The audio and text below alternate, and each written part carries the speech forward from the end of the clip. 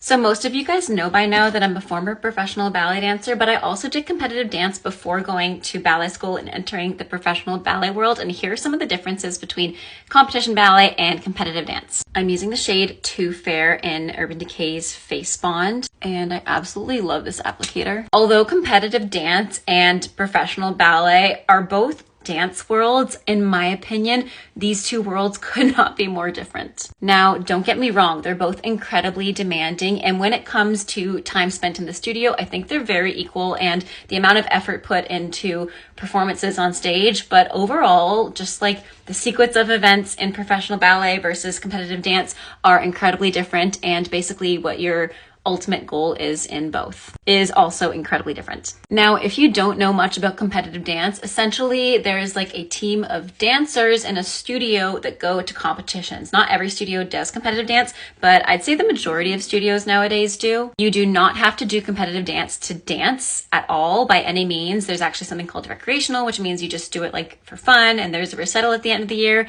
But competitive dance allows you to compete at dance competitions for things like scholarships, awards, and some competitions even lead to opportunities to travel or scholarships to be with professional dance companies. Some other prizes often include photo shoots. Now, I will say, as a dance teacher, as well as a former competition dancer, competitive dance isn't just all about winning awards and winning overalls and winning in general. It's about the team effort, showing up for your team, and the camaraderie that you build with your teachers and the staff and the other dancers. But at dance competitions, you can enter in a variety of different styles. You know, there's ballet categories, there's tap categories, acro categories, open categories, contemporary, jazz, and other categories. Whereas in ballet competitions, because there are essentially ballet competitions that a lot of students will go to that want to go to prestigious ballet schools, they only have ballet, and sometimes they'll branch out